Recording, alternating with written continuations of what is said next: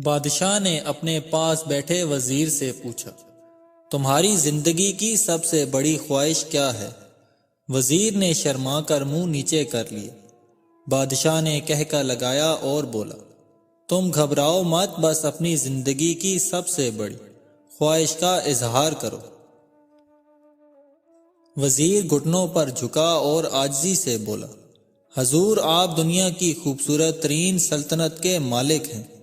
میں جب بھی یہ سلطنت دیکھتا ہوں تو میرے دل میں خواہش پیدا ہوتی ہے، اگر اس کا 10واں حصہ میرا ہوتا تو میں دنیا کا خوش قسمت ترین انسان ہوتا۔ بادشاہ نے وزیر سے کہا، اگر میں تمہیں اپنی آدھی سلطنت دے دوں تو؟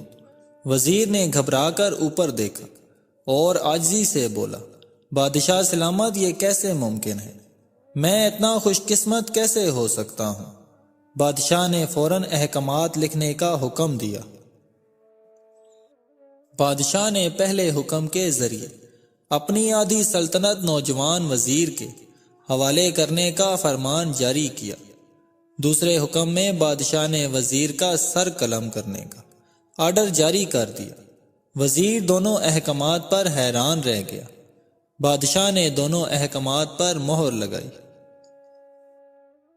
اور وزیر کی آنکھوں میں آنکھیں ڈال کر بولا، تمہارے پاس 30 دن ہیں۔ تم نے ان 30 دنوں میں صرف 3 سوالوں کے جواب تلاش کرنے ہیں۔ اگر تم کامیاب ہو گئے تو میرا دوسرا حکم منسوخ کر دیا جائے گا اور تمہیں آدھی سلطنت مل جائے گی، اور اگر تم ناکام ہو گئے تو پہلا حکم خارج سمجھا جائے گا اور دوسرے حکم کے مطابق تمہارا سر اتار دیا جائے گا۔ وزیر کی حیرت پریشانی میں بدل رہی تھی۔ بادشاہ نے اس کے بعد فرمایا، میرے 3 سوال لکھ لو۔ نمبر 1، انسان کی زندگی کی سب سے بڑی سچائی کیا ہے؟ نمبر 2، انسان کی زندگی کا سب سے بڑا دھوکہ کیا ہے؟ اور نمبر 3، انسان کی زندگی کی سب سے بڑی کمزوری کیا ہے؟ بادشاہ نے اس کے بعد بلند آواز میں فرمایا، تمہارا وقت شروع ہوتا ہے اب۔ وزیر نے دونوں جوتے اٹھائے اور دربار سے دوڑ لگا دی۔ اس شام وزیر نے ملک بھر کے دانشور، ادیب اور ذہین لوگ جمع کیے اور سوال ان کے سامنے رکھ دیے۔ ملک بھر کے دانشور ساری رات بحث کرتے رہے، لیکن وزیر نے دوسرے دن دانشور بڑھا دیے، لیکن نتیجہ وہی نکلا۔ وہ ہر روز دانشور بڑھاتا رہا۔ پھر بھی وزیر کو کوئی بھی دانشور تسلی بخش جواب نہ دے سکا، یہاں تک کہ وہ مایوس ہو کر دارالحکومت سے باہر نکل گیا۔ وہ سوال اٹھا کر پورے ملک میں پھرا، لیکن اسے کہیں سے بھی کوئی تسلی بخش جواب نہ ملا۔ وہ مارا مارا پھرتا رہا، شہر شہر، گاؤں گاؤں کی خاک چھانتا رہا۔ شاہی لباس پھٹ گیا، پگڑی ڈھیلی ہو کر گردن میں لٹک گئی، جوتے پھٹ گئے اور پاؤں میں چھالے پڑ گئے، یہاں تک کہ شرط کا آخری دن آ گیا۔ اگلے دن اس نے دربار میں پیش ہونا تھا۔ وزیر کو یقین تھا کہ یہ اس کی زندگی کا آخری دن ہے۔ کل اس کی گردن کاٹ دی جائے گی اور جسم شہر کے مرکزی پل پر لٹکا دیا جائے گا۔ وہ مایوس ہو کر دارالحکومت کی کچی آبادی میں پہنچ گیا۔ آبادی کے ایک کونے پر ایک فقیر کی جھونپڑی تھی۔ وہ گرتا پڑتا اس جھونپڑی تک پہنچ گیا۔ فقیر سوکھی روٹی پانی میں ڈبو کر کھا رہا تھا، ساتھ ہی دودھ کا پیالہ پڑا تھا، اور فقیر کا کتا شڑپ شڑپ کی آوازوں کے ساتھ دودھ پی رہا تھا۔ فقیر نے وزیر کی حالت دیکھی، کہکا لگایا اور بولا، حضور، آپ صحیح جگہ پہنچے ہیں، آپ کے 3 سوالوں کے جواب میرے پاس ہیں۔ وزیر نے حیرت سے فقیر کو دیکھا اور پوچھا، آپ نے کیسے اندازہ لگا لیا میں کون ہوں اور میرا مسئلہ کیا ہے؟ فقیر نے سوکھی روٹی کا ٹکڑا منہ میں ڈالا اور اپنا سرانہ اٹھا کر بولا، یہ دیکھیے، آپ کو سمجھ آ جائے گا۔ وزیر نے جھک کر دیکھا، بوریے کے نیچے شاہی خلعت پچھی پڑی تھی۔ یہ وہ لباس تھا جو بادشاہ اپنے قریب ترین وزراء کو عنایت کرتا تھا۔ فقیر نے کہا جناب علی، میں بھی اس سلطنت کا وزیر ہوتا تھا، میں نے بھی ایک بار آپ کی طرح بادشاہ سے شرط لگانے کی غلطی کی تھی، نتیجہ آپ خود دیکھ لیجئے۔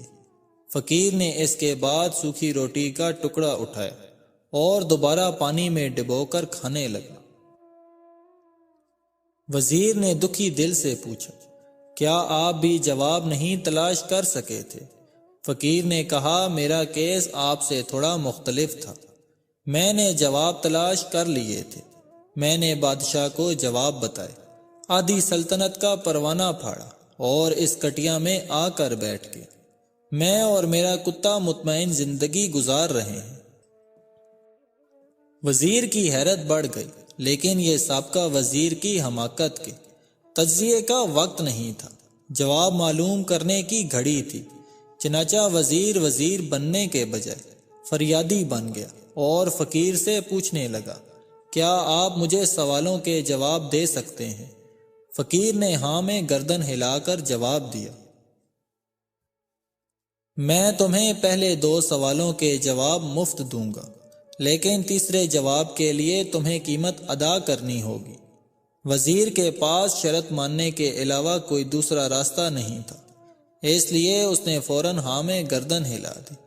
فقیر نے کہا، دنیا کی سب سے بڑی سچائی موت ہے، انسان کوئی بھی ہو، کچھ بھی ہو، وہ اس سچائی سے نہیں بچ سکتا۔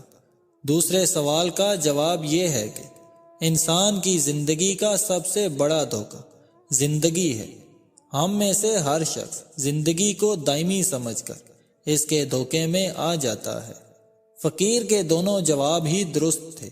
وزیر سرشار ہو گیا۔ اس نے اب تیسرے جواب کے لیے فقیر سے شرط پوچھی۔ فقیر نے کتے کے سامنے سے دودھ کا پیالہ اٹھایا، وزیر کے ہاتھ میں دیا اور کہا، میں تمہیں تیسرے سوال کا جواب اس وقت تک نہیں دوں گا جب تک آپ یہ دودھ نہیں پیتے۔ وزیر کے ماتھے پر پسینہ آ گیا۔ اس نے نفرت سے پیالہ زمین پر رکھ دیا۔ وہ کسی قیمت پر کتے کا جھوٹا دودھ نہیں پینا چاہتا تھا۔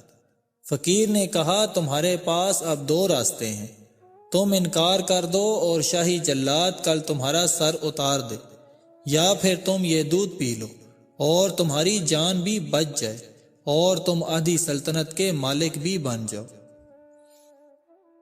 فیصلہ بہرحال تم نے کرنا ہے۔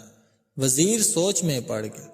ایک طرف زندگی اور آدھی سلطنت تھی اور دوسری طرف کتے کا جھوٹا دودھ تھا۔ وہ سوچتا رہا یہاں تک کہ جان اور مال جیت گیا، سیلف ریسپیکٹ ہار گئی۔ وزیر نے پیالہ اٹھایا اور ایک ہی سانس میں دودھ پی گیا۔ فقیر نے کہکا لگایا اور بولا، میرے بچے، انسان کی سب سے بڑی کمزوری غرض ہوتی ہے، یہ اسے کتے کا جھوٹا دودھ پینے پر مجبور کر دیتی ہے، اور یہ وہ سچ ہے جس نے مجھے سلطنت کا پروانہ پھاڑ کر اس کٹیا میں بیٹھنے پر مجبور کر دیا تھا۔ میں جان گیا تھا میں جوں جوں زندگی کے دھوکے میں آؤں گا، میں موت کی سچائی کو فراموش کرتا جاؤں گا، اور میں موت کو جتنا فراموش کرتا رہوں گا، میں اتنا ہی غرض کی دلدل میں دھستا جاؤں گا، اور مجھے روز اس دلدل میں سانس لینے کے لیے غرض کا غلیظ دودھ پینا پڑے گا۔ لہذا میرا مشورہ ہے، زندگی کی ان 3 حقیقتوں کو جان لو، تمہاری زندگی اچھی گزرے گی۔ وزیر شرمندگی اور خود ترسی کا تحفہ لے کر فقیر کی جھونپڑی سے نکلا اور محل کی طرف چل پڑا۔ وہ جوں جوں محل کے قریب پہنچ رہا تھا، اس کے احساس اور شرمندگی میں اضافہ ہو رہا تھا، اس کے اندر ذلت کا احساس بڑھ رہا تھا۔ وہ اس احساس کے ساتھ محل کے دروازے پر پہنچا۔ اس کے سینے میں خوفناک ٹھیس اٹھی۔ وہ گھوڑے سے گرا، لمبی ہچکی لی اور اس کی روح دنیا سے پرواز کر گئی۔ ہمیں کسی دن کسی ٹھنڈی جگہ پر بیٹھ کر زندگی کے ان بنیادی سوالوں پر غور کرنا چاہیے۔ ہمیں یہ سوچنا چاہیے ہم لوگ کہیں زندگی کے دھوکے میں آ کر غرض کے پیچھے تو نہیں بھاگ رہے، ہم لوگ کہیں موت کو فراموش تو نہیں کر بیٹھے۔ بزرگ فرماتے ہیں کہ ایسی عورت سے شادی کرو جس عورت کے چہرے پر غصے کی حالت میں بل نہ آتے ہوں اور ہر حال میں صابر اور شاکر ہو، وہ آپ کو دولت سے مالا مال کر دے گی۔ بہترین بیوی وہ ہے جو اپنے خاوند کی حیثیت کے مطابق خرچ کرے اور شوہر کی استطاعت سے زیادہ مطالبہ نہ کرے۔ جو چیز تم سے لے لی گئی ہے، ایک وقت ایسا بھی آئے گا کہ اس کی یاد تمہارے ذہن و دماغ سے مٹا دی جائے گی، اور عنقریب اللہ تعالیٰ تمہیں وہ چیز عطا کرے گا جس کی تمہیں توقع بھی نہ تھی۔